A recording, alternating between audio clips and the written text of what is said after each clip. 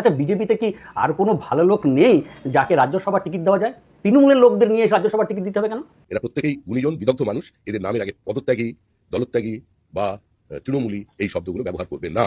এই মুহূর্তে সুখেন্দু শেখর রায়, সুস্মিতা দেব, প্রকাশজিৎ বড়াইকের একমাত্র পরিচয় তারা বিজেপি কর্মী। আজকে একটু সুখেন্দু শেখর রায়কে নিয়ে আলোচনা করি। আচ্ছা, সুখেন্দু শেখর রায়ের বয়স হচ্ছে ৭৭ বছর বয়স। তিনি 2011 থেকে 2026 পর্যন্ত রাজ্যসভায় এমপি ছিলেন। কি আর দরকার ছিল এমপি হওয়ার বা রাজনীতি করার? কী প্রয়োজন ওনার? তবুও উনি রাজনীতিতে থাকতে চান।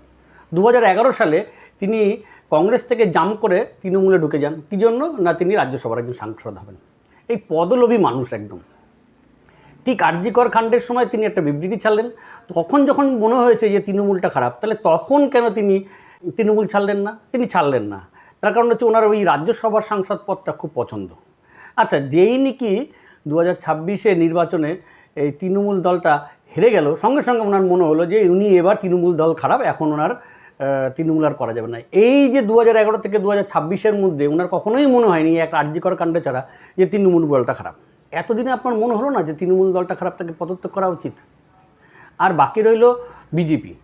আচ্ছা, বিজেপির লোকদের বলি, এই তৃণমূলের লোকদের যদি আপনারা নিয়ে এসে আপনাদের আসনে বসান আর যদি বলেন যে এরাই ভালো, তাহলে আপনাদের ভোট দেওয়ার কী দরকার ছিল? তাহলে তো তৃণমূলে ভোট দিয়ে জিতালেই তো হয়ে যেত। মানুষ তো তৃণমূলের বিরুদ্ধে ভোট দিয়েছে, মানুষ তো এই ধরনের লোকদের বিরুদ্ধে ভোট দিয়েছে। শুধুমাত্র যে দুর্নীতি করেছে তৃণমূলের মমতা বন্দ্যোপাধ্যায় এবং অভিষেক বন্দ্যোপাধ্যায় তা তো নয়, এ টু জেড সব করাপ্টেড লোক। এটা তো আমাদের কথা না, এটা তো আপনারাই বলেন। তাহলে আজ কেন এই লোকগুলোকে নিয়ে সাদর অভ্যর্থনা করে আপনি বসিয়েছেন? নিচুতলার কর্মীদের বলছেন যে কোনো তৃণমূলের লোকদের নেবেন না, অথচ উপরে আপনি তৃণমূলের লোকদের নিয়ে এসে সাদর অভ্যর্থনা করে পাশে বসিয়ে, এবং শুধু বসাচ্ছে, রাজ্যসভার মেম্বারের টিকিটটা পর্যন্ত তাকে দিয়ে দিচ্ছেন। সাধারণ মানুষকে এত বোকা কেন ভাবে জানি না রাজনীতির লোকেরা। যেদিন সুখেন্দু শেখরবাবু শ্রমিক ভট্টাচার্যের বাড়িতে গেছিলেন যে তার শারীরিক অবস্থার খোঁজ নিয়ে, সেদিনকেই বুঝেছিলাম যে তিনি বিজেপিতে যাবেন এবং বিজেপির লোকেরা, শ্রমিকবাবু মতন লোকেরা তাকে নেবেন। আপনারা কি একজন মানুষ অসুস্থ বাড়ি ফিরেছে দেখা করতে যাওয়াটা সৌজন্য নয় কি? হাজারবার বাঙালি সমাজে এই সৌজন্যের অভাব ঘটে গেছে প্রচুর। অবশ্যই সেই সৌজন্যের অভাবটা আমাদেরকে পীড়া দেয়। আমরা তো প্রাচীন আমলের লোক। জানতে চাই যে আপনার মতো একজন মানুষ, সে কি রাজনীতি থেকে সরে গেল না রাজনীতিতে থাকবেন?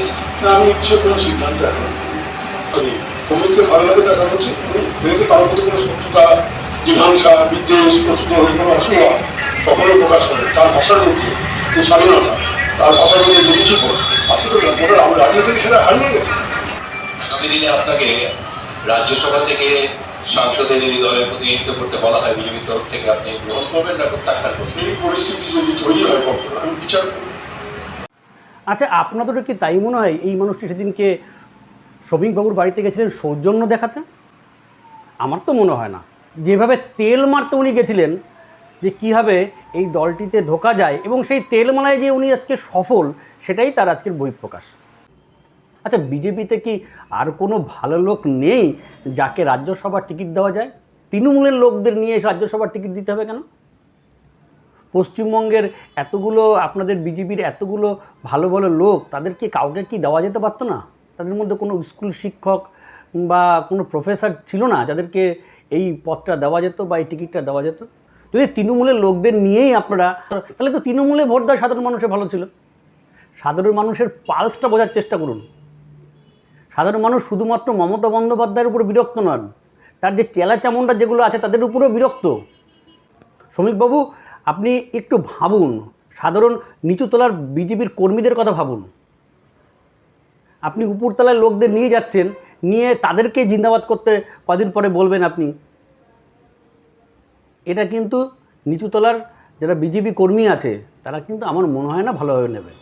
আর সাধারণ মানুষ কিন্তু তৃণমূলের বিপক্ষে বা তৃণমূলের লোকদের বিপক্ষে ভোট দিয়েছে, এই পালসটা কিন্তু আপনারা ধরার চেষ্টা করুন।